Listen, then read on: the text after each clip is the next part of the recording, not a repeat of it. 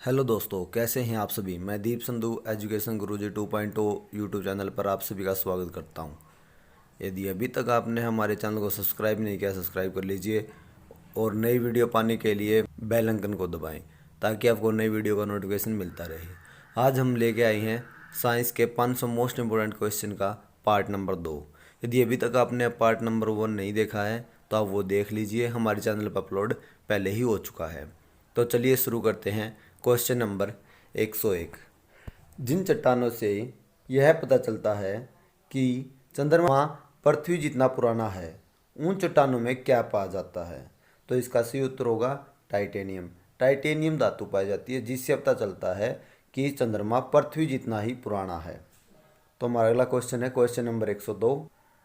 जब चंद्रमा पृथ्वी के सबसे निकट होता है तो उसे क्या कहा जाता है? यानी कि सबसे निकट होता है, सबसे ज़्यादा चमकीला दिखाई देता है, ऐसी स्थिति में उसे क्या कहा जाता है? Super moon. सुपर मून से संबंधित कुछ क्वेश्चन है वे हम नीचे देख लेते हैं। जैसे अगला क्वेश्चन है क्वेश्चन नंबर 103। सुपर मून को अन्य किस नाम से जाना जाता है? तो इसका सही उत्तर होगा पेरेजी फुल मून। हमारा अगला क्वेश्चन है क्वेश्चन नंबर 104। सुपर मून में चंद्रमा के आकार पर क्या प्रभाव पड़ता है? इसका सही उत्तर होगा चंद्रमा अपने आकार से 14% ज़्यादा बड़ा दिखाई देता है। हमारा अगला क्वेश्चन है क्वेश्चन नंबर 105। सुपर मून में चंद्रमा की चमक पर क्या प्रभाव पड़ता है? तो इसका सही उत्तर होगा चंद्रमा की चमक 30% अधिक बढ़ जाती है। हमारा अगला क्वेश्चन है क्वेश्चन नंबर 106। जब एक माह में 2 पूर्णिमा हों और दूसरी पूर्णिमा का चांद क्या कहलाता है? अर्थात यानी कि एक महीने में 2 पूर्णिमा आ जाए, यानी कि 1 2 तारीख को आ जाए, 31 को आ जाए, तो उस महीने में जो दूसरी जो 31 तारीख वाली जो पूर्णिमा होगी, उस पूर्णिमा को क्या कहा जाता है? उसे कहा जाता है ब्लू मून। Question number 107।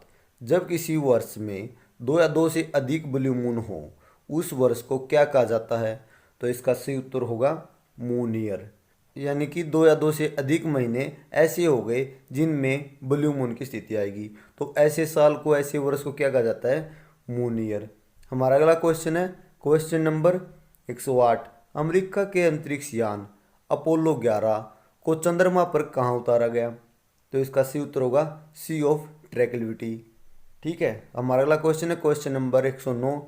यम यानी प्लूटो जो पहले ग्रह होता था लेकिन अब क्या है, एक बोना ग्रह है, का नया नाम क्या रखा गया है? तो इसका सही नाम है 134 340। हमारा अगला क्वेश्चन है क्वेश्चन नंबर 110। यम किस ग्रह की कक्षा को काटता है? वरुण ग्रह। हमारा अगला क्वेश्चन है क्वेश्चन नंबर 111। चंद्रमा से भी छोटा होने के कारण किस पिंड को ग्रह श्रेणी से निकाला गया? यानी कि पहले ग्रह माना गया था लेकिन बाद में उसे बोनो ग्रहों में शामिल किया गया। तो इसका सही उत्तर क्या होगा? यम। यम इसका सही उत्तर होगा। हमारा अगला क्वेश्चन है क्वेश्चन नंबर 112। किस बोने ग्रह को संख्या 1 से जाना जाता है? सही उत्तर होगा सेरस को। हमारा अगला क्वेश्चन क्वेश्चन नंबर 113। मंगल और बृहस्पति की कक्षाओं के बीच पाए जाने वाले छोटे छोटे आकाशीय पिंड क्या कहलाते हैं? तो इसका सही उत्तर होगा क्षुद्र ग्रह। हमारा अगला क्वेश्चन है क्वेश्चन नंबर 114। IAU का पूरा नाम क्या है? तो इसका सही नाम होगा अंतर्राष्ट्रीय खगोल विज्ञान संघ। यही इसी के द्वारा जो यम को है बोनो ग्रहों की श्रेणी में रखा गया, ग्रहों की श्रेणी से निकाल के।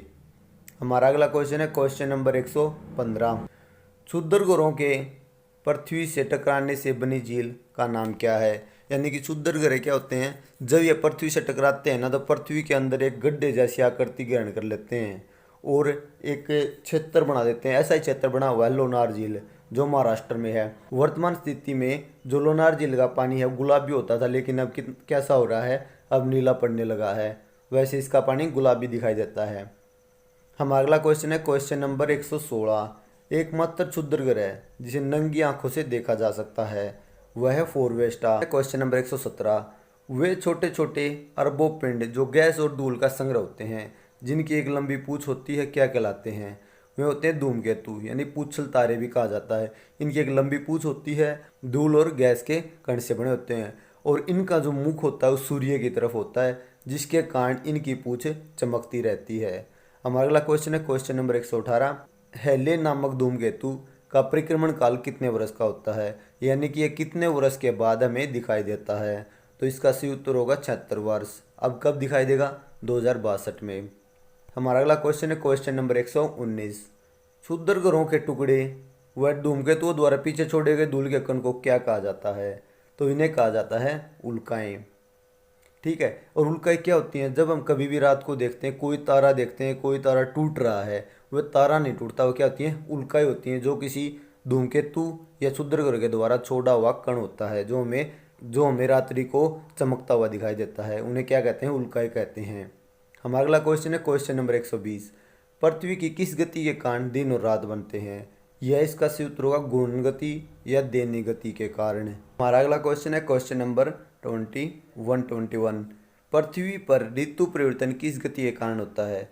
तो यह होता है परिक्रमण या वार्षिक गति के कारण। Question number 122। नक्षत्र दिवस की अवधि कितनी होती है? सही उत्तर होगा 23 घंटे 56 मिनट। हमारा अगला क्वेश्चन है क्वेश्चन नंबर 123। सौर दिवस की अवधि कितनी होती है? सौर यानी सूर्य दिवस की अवधि कितनी होती है? 24 घंटे। हमारा अगला क्वेश्चन है क्वेश्चन नंबर 124। सूर्य की परिक्रमा करते समय पृथ्वी का वेग कितना होता है? 29.8 किलोमीटर प्रति सेकंड, यानी एक सेकंड में 29.8 किलोमीटर की दूरी तय करती है। हमारा अगला क्वेश्चन है क्वेश्चन नंबर 125। जब सूर्य और पृथ्वी के बीच की दूरी सबसे कम होती है, यानी कि पृथ्वी और सूर्य बहुत नज़दीक आ जाते हैं, तो उससे क्या कहा जाता है? तो उस स्थिति को क्या कहा जाता है? उपसौर दिवस। उपसौर दिवस कहा जाता है। हमारा अगला क्वेश्चन है क्वेश्चन नंबर 126। जब सूर्य और पृथ्वी के बीच की दूरी सबसे अधिक होती है, तो उसे क्या कहा जाता है? तो इसका सही उत्तर होगा अपसौर दिवस। हमारा अगला क्वेश्चन है क्वेश्चन नंबर 127। उपसौर दिवस कब मनाया जाता है? तो इसका सही उत्तर होगा 3 जनवरी को, जब सूर्य और पृथ्वी एक दूसरे के बहुत नज़दीक होते हैं। हमारा अगला क्वेश्चन है क्वेश्चन नंबर 128। अपसौर दिवस कब मनाया जाता है? तो इसका सही उत्तर होगा 4 जुलाई को। उपसौर और अपसौर को मिलाने वाली काल्पनिक रेखाएं जो सूर्य के केंद्र से गुजरती है, उस रेखा को क्या कहा जाता है? तो इसका सही उत्तर होगा एप्साइड रेखा। यह रेखा उपसौर और अपसौर को मिलाती हुई सूर्य के केंद्र से होकर गुजरती है। हमारा अगला क्वेश्चन है ग्लोब पर पश्चिम से पूर्व की ओर खींचे जाने वाली काल्पनिक रेखाएं क्या कहलाती हैं? तो ये होती हैं अक्षांश रेखाएं, जो पश्चिम से पूर्व की ओर खींची जाती हैं। हमारा अगला क्वेश्चन है क्वेश्चन नंबर 131। पृथ्वी को 2 समान भागों में बांटने वाली काल्पनिक रेखा कौन सी है? तो वह भूमध्य रेखा या विषुवत रेखा, यह 0 डिग्री अक्षांश रेखा कहलाती है। हमारा अगला क्वेश्चन है क्वेश्चन नंबर 132। विषुवत वृत्त के दक्षिण भाग को क्या कहा जाता है? दक्षिणी गोलार्ध। हमारा अगला क्वेश्चन है क्वेश्चन नंबर 134। अक्षांश रेखाओं की संख्या कितनी है? यह 181 लिखी गई है। यहाँ मैंने 181 लिखी है, लेकिन अधिकतर बुकों में 179 दी हुई है। यह दी हुई है बुकों में, और यह मिली है गूगल पे। गूगल पे जब सर्च किया तो वो बताता है 181 टोटली अक्षांश रेखाएं हैं। ठीक है, लेकिन आपको ज़्यादातर क्वेश्चन में ऑप्शन मिले तो आपको यही उत्तर लगाना 179 135। 2 अक्षांशों के बीच की दूरी कितनी होती है? ये होती है 111 किलोमीटर, यानी कि एक अक्षांश और दूसरे अक्षांश, इन दोनों की जो बीच की दूरी होती है, डिस्टेंस होती है, वो कितनी होती है? 111 किलोमीटर। ठीक है, हमारा अगला क्वेश्चन है क्वेश्चन नंबर 136। 2 अक्षांशों के बीच की दूरी को क्या कहा जाता है? तो इसे क्या कहा जाता है? जोन। जोन नाम से इसे जाना जाता है। हमारा अगला क्वेश्चन है क्वेश्चन नंबर 137। पृथ्वी पर उत्तरी गोलार्ध में 23.5 डिग्री को क्या कहा जाता है? उत्तरी गोलार्ध में क्या कहा जाता है? कर्क रेखा। हमारा अगला क्वेश्चन है क्वेश्चन नंबर 138। पृथ्वी पर दक्षिणी गोलार्ध में 23.5 डिग्री को क्या कहा जाता है? तो इसे क्या कहा जाता है? मकर रेखा। हमारा अगला क्वेश्चन नंबर 139। पृथ्वी पर किसी स्थान का पता लगाने के लिए किन रेखाओं का प्रयोग किया जाता है? तो वह है अक्षांश रेखाओं का, किसी स्थान का पता लगाने के लिए। अगला क्वेश्चन है क्वेश्चन नंबर 140। पृथ्वी पर किसी स्थान के समय का पता लगाने के लिए किन रेखाओं का प्रयोग किया जाता है? तो इसका सही उत्तर होगा देशांतर रेखाएं। ठीक है, तो हमारा अगला क्वेश्चन है क्वेश्चन नंबर 141। भूमध्य रेखा के उत्तर में 66.5 अक्षांश को क्या कहा जाता है? यानी कि उत्तरी गोलार्ध में 66.5 अक्षांश को क्या कहा जाता है? आर्कटिक वार्त। और भूमध्य रेखा के दक्षिण में 66.5 अक्षांश को क्या कहा जाता है? अंटार्कटिक वर्त। ये याद रखने हैं आपको, इनसे क्वेश्चन पूछ लिया जाता है। हमारा अगला क्वेश्चन है क्वेश्चन नंबर 143। कर्क रेखा कितने देशों से गुजरती है? देश हैं जिनसे होकर गुजरती है वे है ताइवान, चीन, म्यांमार, बांग्लादेश, भारत, ओमान, संयुक्त अरब अमीरात, सऊदी अरब, मिस्र, लीबिया, नाइजर, अल्जीरिया, माली, मोरितानिया, पश्चिम सहारा, बहामास, मेक्सिको। ये वे प्रमुख देश हैं जिनसे होकर कर्क रेखा गुजरती है। हमारा अगला क्वेश्चन है क्वेश्चन नंबर 144। मकर रेखा किन देशों से होकर गुजरती है? तो इसका सही उत्तर होगा Chile, Argentina, Paraguay, Brazil, Namibia, Botswana, दक्षिण अफ्रीका, मोजाम्बिक, मेडागास्कर, ऑस्ट्रेलिया। ये वे प्रमुख देश हैं जिससे मकर रेखा होकर गुजरती है, जो अक्सर पूछ लिया जाता है कि किस देश से मकर रेखा होकर नहीं गुजरती, तो आपको याद रखना होगा। अगला क्वेश्चन है क्वेश्चन नंबर 145। विषुवत रेखा किन देशों से होकर गुजरती है? वे हैं इक्वाडोर, कोलंबिया, ब्राज़ील, गेबान, कांगो गणराज्य, लोकतांत्रिक कांगो गणराज्य, युगांडा, केन्या, सामलिया, मालदीव, इंडोनेशिया और किराबाती। ये वे प्रमुख देश हैं जिनसे विषुवत रेखा होकर गुजरती है। अब हमारा अगला क्वेश्चन है क्वेश्चन नंबर 146। उत्तरी ध्रुव और दक्षिणी ध्रुव को मिलाने वाली काल्पनिक रेखा क्या कहलाती है? देशांतर रेखाएं। देशांतर रेखाएं उत्तरी ध्रुव और दक्षिणी ध्रुव को मिलाती हैं और ये इन रेखाओं से समय की गणना की जाती है। हमारा अगला क्वेश्चन है क्वेश्चन नंबर 147। दो देशांतर रेखाओं के बीच की अधिकतम दूरी क्या होती है? तो इसका सही उत्तर होगा 11.32 किलोमीटर, जबकि अक्षांश रेखाओं की दूरी कितनी होती है? 111 किलोमीटर, और इनकी 111.32 किलोमीटर, याद रखना। हमारा अगला क्वेश्चन है क्वेश्चन नंबर 148। दो देशांतर रेखाओं के बीच की दूरी क्या कहलाती है? तो वो क्या होती है? गोरे। जबकि जो अक्षांश रेखाओं के बीच की दूरी क्या कहलाती है? जोन। हमें ये भी याद रखना है, ज़्यादातर क्वेश्चन गोरे पूछा जाता है यहीं से। हमारा अगला क्वेश्चन है क्वेश्चन नंबर 149। 0 डिग्री देशांतर रेखा को क्या कहा जाता है? तो इसे क्या कहा जाता है? प्रधान मध्याह्न रेखा। क्वेश्चन है क्वेश्चन नंबर 150। 1 डिग्री देशांतर की दूरी तय करने में पृथ्वी को कितना समय लगता है? तो इसका सही उत्तर होगा 4 मिनट। 4 मिनट में घूमता है 1 डिग्री, और 24 घंटे में कितना चलता है? 360 डिग्री पृथ्वी घूमती है, याद रखना आपने, ठीक है। हमारा अगला क्वेश्चन है क्वेश्चन नंबर 151। 0 डिग्री अक्षांश और 0 डिग्री देशांतर रेखाएं काटती हैं, यानी किस जगह पे काटती हैं? ये काटती हैं अटलांटिक महासागर में। ये बहुत इंपॉर्टेंट है, अभी इसे याद जरूर करना। Question number 152। मानचित्र एवं ग्लोब पर पाई जाने वाली प्रतिच्छेद रेखाओं को क्या कहा जाता है? तो उन्हें क्या कहा जाता है? भूगोलिक रेखाजाल। एक रेखाजाल होता है जो एक काल्पनिक माना जाता है, जो हमें पृथ्वी के भौगोलिक क्षेत्र के बारे में बताता है। हमारा अगला क्वेश्चन है क्वेश्चन नंबर 153।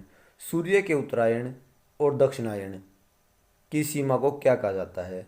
इसे कहा जाता है संक्रांति, ठीक है। हमारा अगला क्वेश्चन है क्वेश्चन नंबर 154। जब सूर्य की किरणें कर्क रेखा पर लंबवत पड़ती हैं, यानी कि डायरेक्ट पड़ती हैं, तो उसे क्या कहा जाता है? तो उसे कहा जाता है कर्क संक्रांति। हमारा अगला क्वेश्चन है क्वेश्चन नंबर 155। उत्तरी गोलार्ध का सबसे बड़ा दिन क्या होता है? उत्तरी गोलार्ध का सबसे बड़ा दिन होता है 21 जून, और 21 जून को क्या कहा जाता है? कर्क संक्रांति कहा जाता है। हमारा अगला क्वेश्चन है क्वेश्चन नंबर 156। 21 जून को किस देश में मध्यरात्रि का सूर्य दिखाई देता है? तो इसका सही उत्तर होगा नॉर्वे, और नॉर्वे को मध्यरात्रि का देश कहा जाता है। हमारा अगला क्वेश्चन है क्वेश्चन नंबर 157। जब सूर्य किरणें मकर रेखा पर लंबवत पड़ती हैं तो उसे क्या कहा जाता है? तो उसे कहा जाता है मकर संक्रांति। हमारा अगला क्वेश्चन है क्वेश्चन नंबर 158। दक्षिणी गोलार्ध का सबसे बड़ा दिन कौन सा होता है? तो होता है 22 दिसंबर, जिसे मकर संक्रांति कहा जाता है। हमारा अगला क्वेश्चन है क्वेश्चन नंबर 159। जब सूर्य की किरणें पृथ्वी पर लंबवत पड़ती हैं तो उस स्थिति को क्या कहा जाता है? विषुव कहा जाता है। इस दिन दिन और रात समान होते हैं। हमारा अगला क्वेश्चन है क्वेश्चन नंबर 160। पृथ्वी पर दिन और रात समान की स्थिति कब बनती है? तो इसका सीधा उत्तर होगा 21 मार्च और 23 सितंबर को। हमारा अगला क्वेश्चन है क्वेश्चन नंबर 161। वसंत विषु किसे कहा जाता है? तो 21 मार्च को वसंत विषु कहा जाता है। तो प्लीज़ लाइक कर लीजिए हमारे चैनल को, यदि आपने अब तक लाइक नहीं किया चैनल को सब्सक्राइब कर लीजिए और वीडियो को शेयर करिए, यदि आपको अच्छा लगता है तो ज़रूर शेयर करिएगा। हमारा अगला क्वेश्चन है क्वेश्चन नंबर 162। शरद विषु किसे कहा जाता है? तो 23 सितंबर को शरद विषु कहा जाता है। यानी कि विषु का मतलब होता है दोनों ही जो गोलार्ध है उनमें समान दिन और रात है। हमारा अगला क्वेश्चन है क्वेश्चन नंबर 163। पृथ्वी पर दिन रात छोटे बड़े होने का कारण क्या है? तो इसका सही कारण है पृथ्वी का अपने अक्ष पर झुकाव होना ही इसका सही कारण है। हमारा अगला क्वेश्चन है क्वेश्चन नंबर 164। जब पृथ्वी और सूर्य के बीच चंद्रमा आ जाए तो ऐसी स्थिति को क्या कहा जाता है? सूर्य ग्रहण। हमारा अगला क्वेश्चन है क्वेश्चन नंबर 165। जब सूर्य को कुछ क्षण के लिए पूरी तरह ढक लिया जाता है, यानी कि चंद्रमा पूर्ण रूप से सूर्य को कुछ क्षण के लिए ढक लेता है, तो उसे क्या कहा जाता है? तो उसे कहा जाता है पूर्ण सूर्य ग्रहण। हमारा अगला क्वेश्चन है क्वेश्चन नंबर 166। पूर्ण सूर्य ग्रहण की स्थिति को कब देखा जा सकता है? हमेशा अमावस्या को ही। Question number 167। जब सूर्य का कुछ भाग ही छिपा हुआ दिखाई दे तो उसे क्या कहा जाता है? तो उसे कहा जाता है आंशिक सूर्य ग्रहण। ठीक है, तो हमारा अगला क्वेश्चन है क्वेश्चन नंबर 168। जब सूर्य और चंद्रमा के बीच पृथ्वी आ जाती है तो ऐसी स्थिति को क्या कहा जाता है? चंद्र ग्रहण। हमारा अगला क्वेश्चन है चंद्र ग्रहण हमेशा होता है, यानी कि चंद्र ग्रहण की स्थिति कब आती है? हमेशा पूर्णिमा को ही आती है। हमारा सही उत्तर होगा। हमारा अगला क्वेश्चन है क्वेश्चन नंबर 170। एक वर्ष में अधिकतर कितने चंद्र ग्रहण हो सकते हैं? 3 बार। 3 बार चंद्र ग्रहण हो सकता है और सूर्य ग्रहण 2 बार। हमारा अगला क्वेश्चन है क्वेश्चन नंबर 171। पृथ्वी और चंद्रमा के कक्षा पथ में कितना अंतर पाया जाता है? ये होता है 5 डिग्री का। इसी अंतर के कारण हर पूर्णिमा को चंद्र ग्रहण नहीं होता, क्योंकि क्या होता है 5 डिग्री का अंतर है। कभी चंद्रमा पृथ्वी के ऊपर से निकल जाता है, कभी नीचे से निकल जाता है, लेकिन ऐसा 3 बार ही हो पाता है अधिकतर जब वे आमने सामने आ जाएं, ठीक है, तभी चंद्र ग्रहण हो जाता है। ठीक है, लेकिन क्यों नहीं होता? क्योंकि इनके अंदर जो पथ है ना उसमें 5 डिग्री का अंतर है दोनों के घुमावों में, इसलिए इसमें क्या है डिफरेंस पा जाता है कि ये चंद्र ग्रहण हर पूर्णिमा को नहीं होता। Question number 172। 0 डिग्री देशांतर को ग्रीनविच मध्याह्न का दर्जा कब दिया गया? तो इसका सही उत्तर होगा 22 अक्टूबर 1884 को। हमारा अगला क्वेश्चन है क्वेश्चन नंबर 173। किस देशांतर रेखा को अंतर्राष्ट्रीय तिथि रेखा घोषित किया गया? तो ये क्या है 180 डिग्री देशांतर रेखा को। हमारा अगला क्वेश्चन क्वेश्चन नंबर 174। अंतर्राष्ट्रीय तिथि रेखा कहाँ से होकर गुजरती है? आर्कटिक सागर, चुक्की सागर, बेरिंग स्ट्रेट, प्रशांत महासागर, इनसे होकर अंतर्राष्ट्रीय तिथि रेखा होकर गुजरती है, जिसे क्या कहा जाता है 180 डिग्री देशांतर रेखा। विश्व को कितने समय जोनों में विभाजित किया गया है? तो ये कितने हैं? 24 हैं। जिस प्रकार भारत का है उसी प्रकार अन्य देशों के भी हैं, तो टोटली कितने हैं? 24 समय जोन हैं। हमारा अगला क्वेश्चन है क्वेश्चन नंबर 176। ग्रीनविच मध्यांतर 0 डिग्री देशांतर रेखा किन देशों से होकर गुजरती है? तो इसका सही उत्तर होगा ग्रीनलैंड, नॉर्वेजियन सागर, ब्रिटेन, स्पेन, अल्जीरिया, फ्रांस, माले, बुर्किना फासो, गाना, दक्षिण अटलांटिक समुद्र, इन देशों से होकर 0 डिग्री देशांतर रेखा गुजरती है। हमारा अगला क्वेश्चन है क्वेश्चन नंबर 177। भारत का मानक समय कितने डिग्री पूर्व देशांतर को माना जाता है? तो 82.5 डिग्री को ही पूर्वी देशांतर को भारत का मानक समय मापा जाता है। भारत का मानक समय कहाँ से लिया गया है? तो इसका सही उत्तर होगा इलाहाबाद के मिर्ज़ापुर से। हमारा अगला क्वेश्चन है 179। भारत का मानक समय ग्रीनविच रेखा के समय से कितना आगे है? तो कितना है? 5.5 घंटे आगे है। हमारा अगला क्वेश्चन है क्वेश्चन नंबर 180। ग्रीनविच रेखा किस देश में है? तो यह है यूनाइटेड किंगडम में। यह क्वेश्चन इंपॉर्टेंट है भाई। अगला क्वेश्चन क्वेश्चन नंबर 181। संयुक्त राज्य अमेरिका को कितने समय जोनों में बांटा गया है? तो वहाँ क्या है 7 समय जोन है। क्यों? और भारत में कितना? सिर्फ एक 82.5 डिग्री।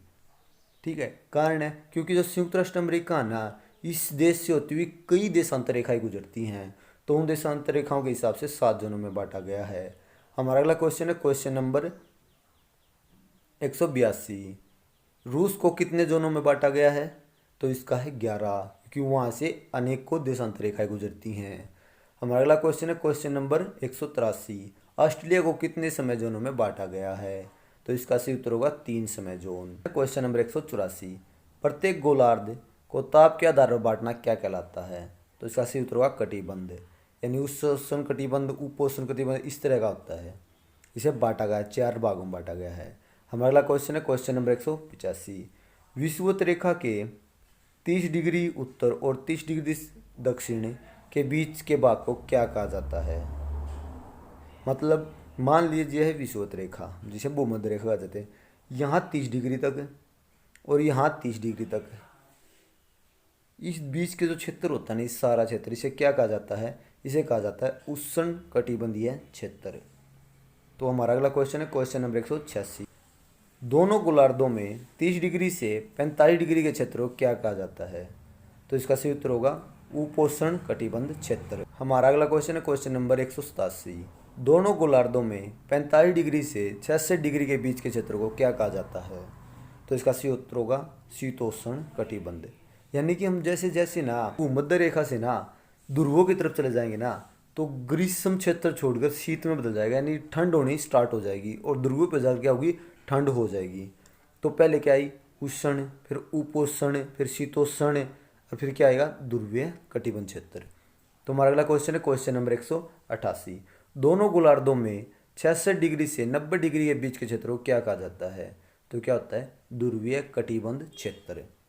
ठीक है। हमारा अगला क्वेश्चन है क्वेश्चन नंबर 189। उत्तरी ध्रुव और दक्षिणी ध्रुव को मिलाने वाली काल्पनिक रेखा जिस पर पृथ्वी घूमती है क्या कहलाती है? अक्ष कहलाती है। याद रखना भी है। Question number 190। पृथ्वी की आंतरिक संरचना को कितने भागों में बांटा गया है? 3 भागों में। हमारा अगला क्वेश्चन है क्वेश्चन नंबर 191। पृथ्वी के सबसे ऊपरी भाग को क्या कहा जाता है? तो इसे कहा जाता है भूपटल या क्रस्ट, जो सबसे ऊपर होता है। हमारा अगला क्वेश्चन है क्वेश्चन नंबर 192। भूपटल के मुख्य कौन सी चट्टान पाई जाती है? यानी कि जो सबसे ऊपरला भाग होता है पृथ्वी का, उसमें कौन सी चट्टान पाई जाती है? बेसाल्ट। हमारा अगला क्वेश्चन है क्वेश्चन नंबर 193। भूपटल के क्षेत्र पृथ्वी में कितने किलोमीटर तक है? यानी कि भूपटल का जो क्षेत्र है पृथ्वी के अंदर कितने किलोमीटर तक फैला हुआ है? वह है 34 किलोमीटर तक है। हमारा अगला क्वेश्चन है क्वेश्चन नंबर 194। भूपटल की प्रमुख 2 भाग कौन से हैं? ये उनका उत्तर होगा सियाल और सीमा। Question number 196। सियाल यानी कि SiAl क्षेत्र में पाए जाने वाले प्रमुख तत्व कौन से हैं? Si से बनता है सिलिकॉन और Al से बनता है एल्यूमिनियम। ठीक है, तो सिलिकॉन और एल्यूमिना ये 2 सियाल में पाए जाने वाले प्रमुख तत्व हैं। हमारा अगला क्वेश्चन है क्वेश्चन नंबर 196। सीमा यानी कि SiMa क्षेत्र में पाए जाने वाले प्रमुख तत्व कौन से हैं? Si से बनता है सिलिकॉन और Ma से बनता है मैग्नीशियम। तो इसका सही उत्तर हो गया सिलिकॉन और मैग्नीशियम। हमारा अगला क्वेश्चन है क्वेश्चन नंबर 197। भूपटल पृथ्वी के कुल आयतन का कितना भाग घेरे हुए है? तो इसका सही उत्तर होगा 0.5% भाग। ठीक है। हमारा अगला क्वेश्चन है क्वेश्चन नंबर 198। भूपटल की संरचना में सबसे अधिक मात्रा में पाया जाने वाला तत्व कौन सा है? यानी कि जो ऊपरली परत है पृथ्वी की, उसमें सबसे अधिक मात्रा में कौन सा तत्व पाया जाता है? ऑक्सीजन। वो भी कितना? 46.6% या 46.60%। हमारा अगला क्वेश्चन है क्वेश्चन नंबर 199। पृथ्वी की मध्य परत को क्या कहा जाता है? यानी कि पृथ्वी आ गई, पृथ्वी की मध्य परत क्या होगी? मेटल, जिसे हिंदी में आवरण कहा जाता है। हमारा अगला क्वेश्चन है question number 200, last question. Metal किस प्रकार की चट्टानों से मिलकर बना हुआ है? तो इसका सही उत्तर होगा बेसाल्ट। ठीक है, तो आज के लिए हमारे क्वेश्चन क्या हुए? कंप्लीट हो गए। यदि अभी तक आपने हमारे फर्स्ट पार्ट को नहीं देखा तो फर्स्ट पार्ट को देख लीजिए और इस वीडियो को लाइक करें और शेयर करना न भूलें। को सब्सक्राइब कर लीजिए एजुकेशन गुरुजी 2.0। Thank you.